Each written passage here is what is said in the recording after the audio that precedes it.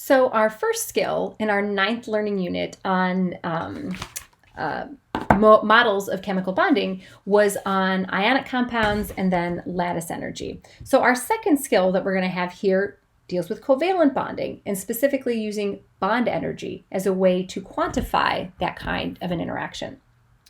So the first thing I want to do is expand a little bit on those Lewis dot structures that we introduced in our last skill.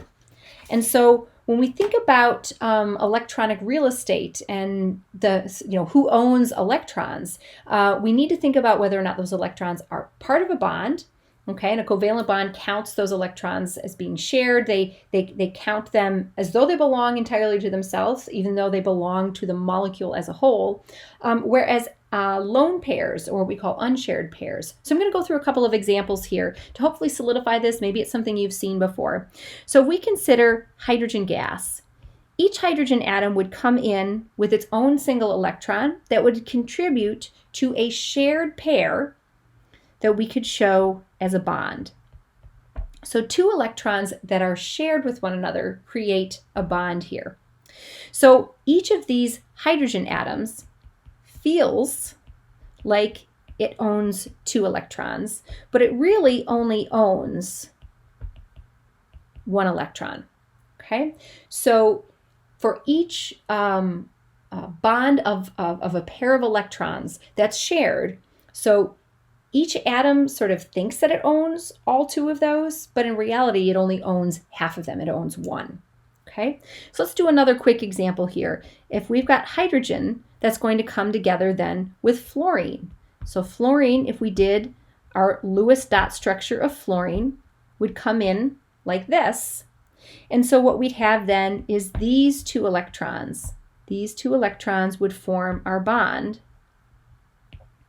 between hydrogen and fluorine. But you'll notice that these electrons still remain as what we call non-bonding or lone pairs on fluorine.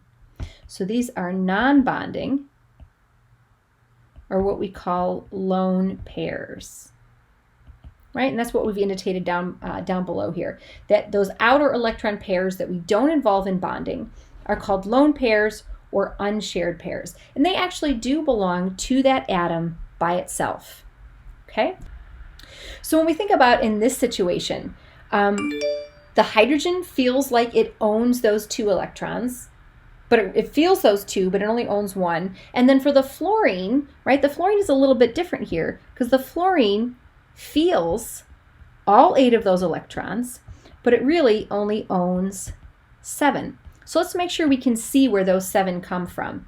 2, 4, 6, and then it owns half of that bond, so that's 7. And understanding this feels versus owns, or kind of what it has around it versus what it has around it that it owns, is going to be an important piece of us understanding some aspects of chemical structure that we'll get to in our next learning unit. So I'm going to introduce this next definition on this slide, but then I'm going to come back to a blank space here where can I write some examples. When we think about a term called bond order, that's actually the number of electron pairs that are shared by a given pair of atoms. Really, it's just single, double, triple bonds. But I kind of want to go through a couple of examples here and start introducing us to the concept of how we draw structures of molecules. So if I draw here carbon that's bonded to hydrogen atoms, 4 hydrogen atoms, CH4, this is going to be methane. Methane has a bond order of 1. Right? And we have to speak about a specific bond that we're talking about, but actually all of these carbon-hydrogen bonds have a bond order of 1. They are single bonds. Let's look at another molecule here. Let's look at ethene. So I'm going to draw the structure of ethene here, and we'll learn how to draw these structures in our next learning unit. But all you really need to be able to do right now is look at a given structure and be able to identify bond order. So this is called ethene, okay?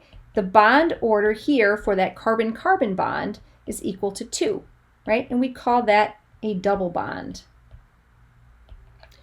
One more molecule to draw here. And again, next learning unit, we're going to learn how to draw these. This is nitrogen. nitrogen gas, how we find it elementally. The bond order here is equal to 3. That's a triple bond.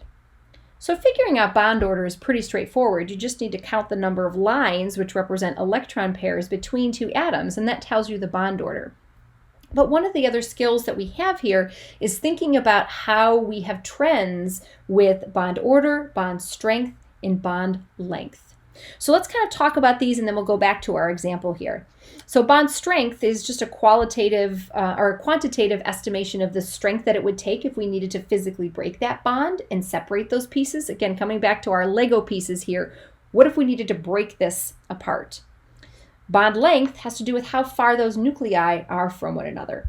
Okay, so if we think about some relationships, if we think about order and length, so they are inversely related. So a triple bond with the highest bond order has the smallest length.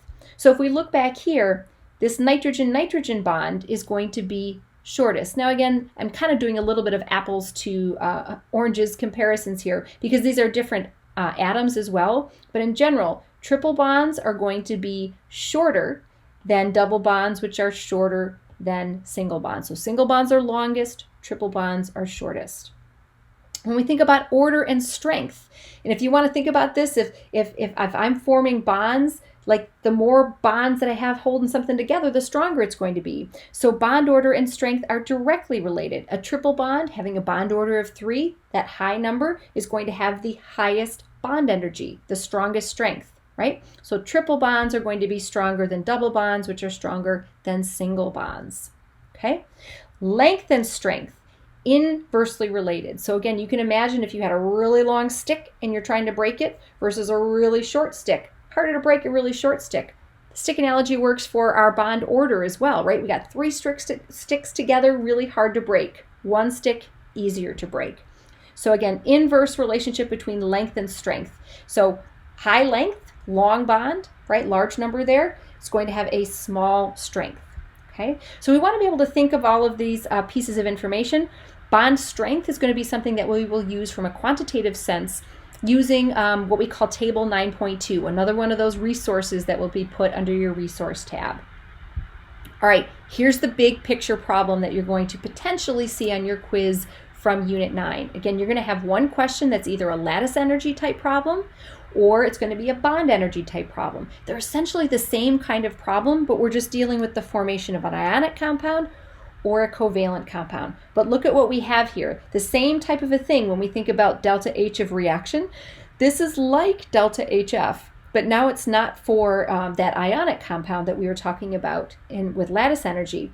Really, we're just going to imagine it's Legos, right? We're just going to break apart every single bond and then we're going to reform it into new bonds. So sort of looking at this chemical reaction here, we actually hear this is methane. This is methane gas, like what you use to heat, in your furnace.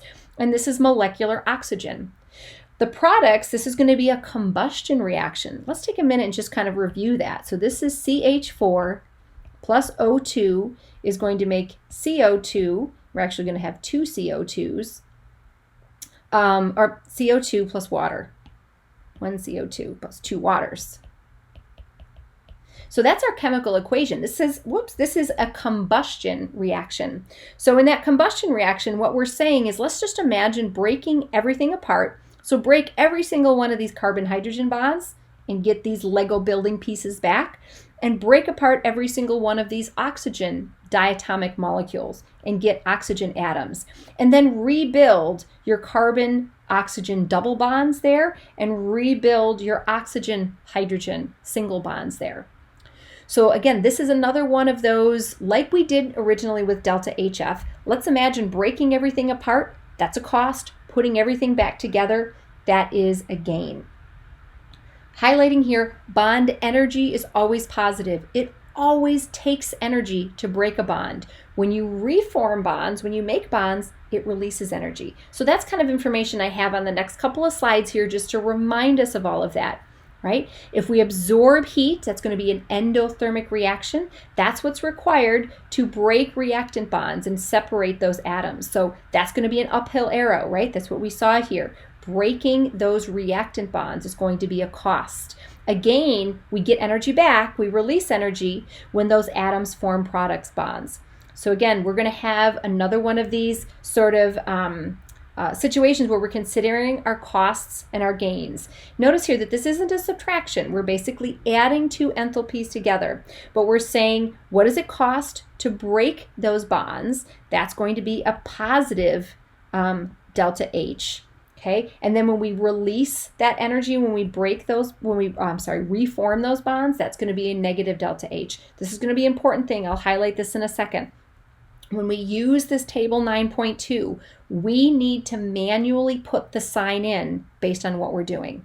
Okay, so just kind of reviewing here again, something that's exothermic in terms of an overall process, that meant that the energy of the product bonds that are forming was going to be offset by, there's going to offset the reactant bonds that are breaking. All right, what does that really mean? It's just a cost gains analysis. When we get energy back in the reaction, what that means is our gains outweighed our costs. Okay, the opposite is true for an endothermic reaction. For an endothermic reaction, that meant, let's just highlight here, this is an exothermic reaction. For an exothermic reaction, the cost that we had to put in to break apart all of our Lego pieces was more than offset by what we got back by putting the pieces back together.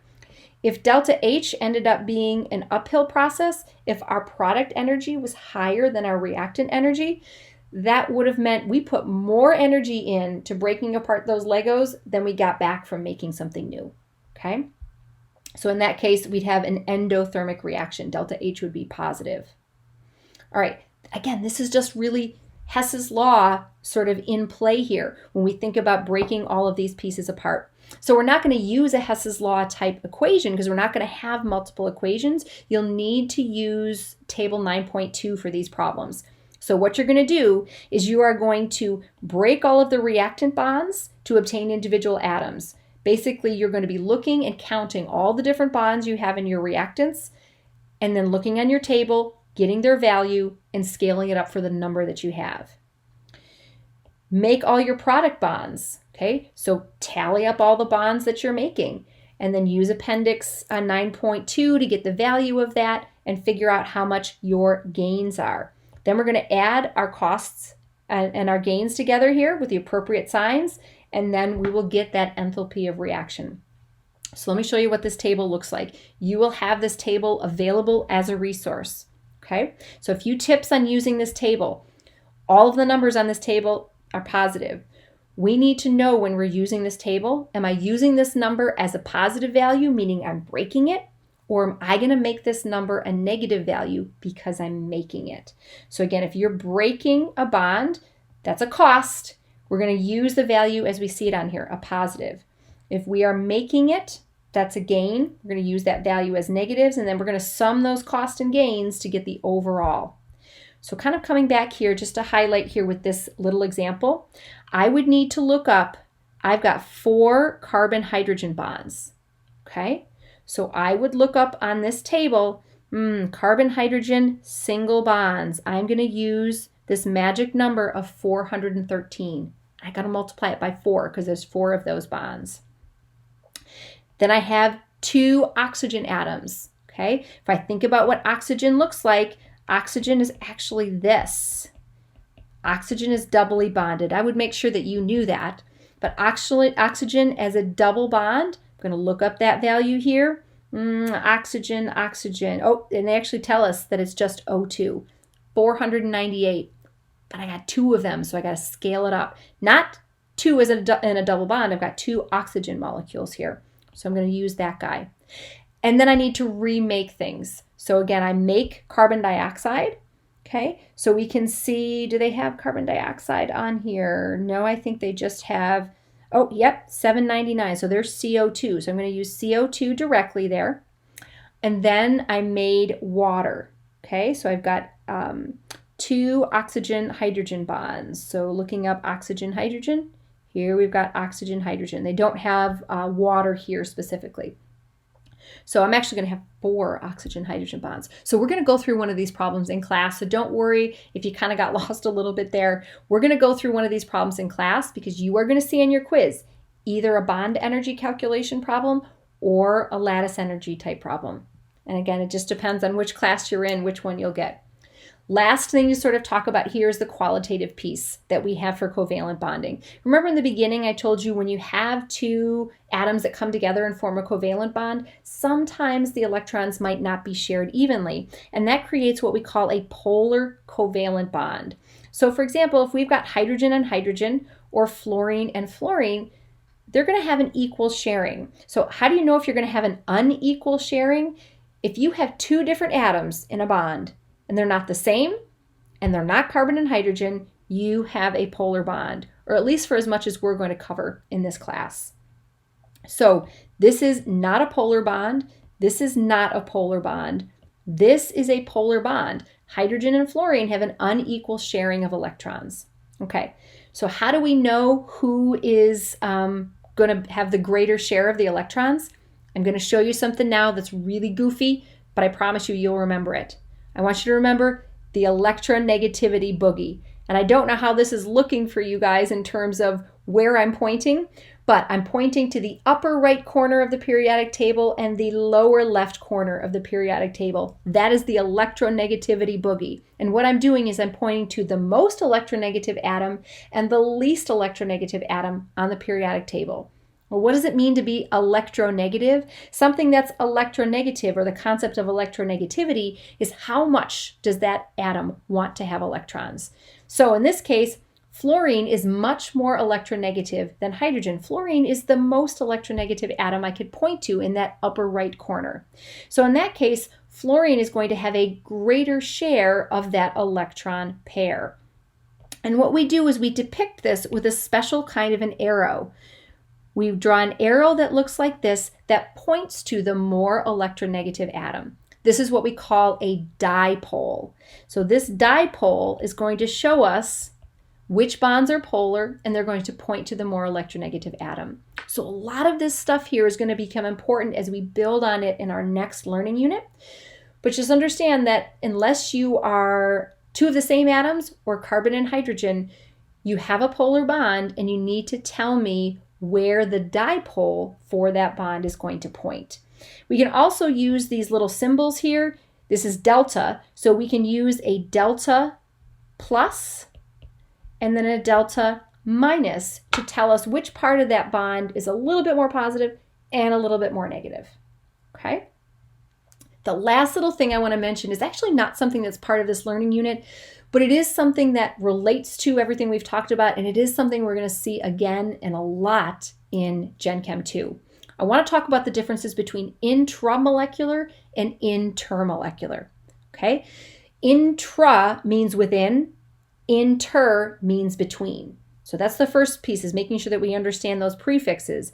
So this really means within the molecule. This means between molecules. So when we think about everything that we've been talking about here with covalent bonds are intramolecular forces. That's what's holding that molecule together. Intermolecular forces are forces that are between molecules. So for example, if we're looking at, this is hexane as a solvent, if we're looking at what's holding this solvent in the liquid phase or allowing it to escape into the gas phase, these dotted lines here represent the intermolecular forces between hexane molecules. So if we want hexane to be a liquid, we have to have these hexane molecules experience intermolecular forces between other molecules. When this becomes a gas, that means we've physically broken those intermolecular forces, and these become gas molecules. Okay? But what doesn't happen when we take a liquid and then we boil it is we do not break intramolecular interactions. We do not break the bonds within molecules. We only break the interactions between them. Okay? As often as I can, I'm going to mention this concept because it is something that is an integral thing that's going to be part of lots of what we'll talk about at the end of this semester and into next semester. So just highlighting again what it says here, we've got strong bonding forces, those covalent bonds we've been talking about. That's what's going to hold molecules together. So they're interactions within molecules, and that it's going to be between those individual atoms. So weak forces are going to be what these intermolecular forces are. They operate between molecules. And again, we're going to see a lot that has to do with physical properties, melting point, boiling point, changing between phases. That has a lot to do with these intermolecular forces. All right, that's the end of Learning Unit 9 on modes of chemical bonding.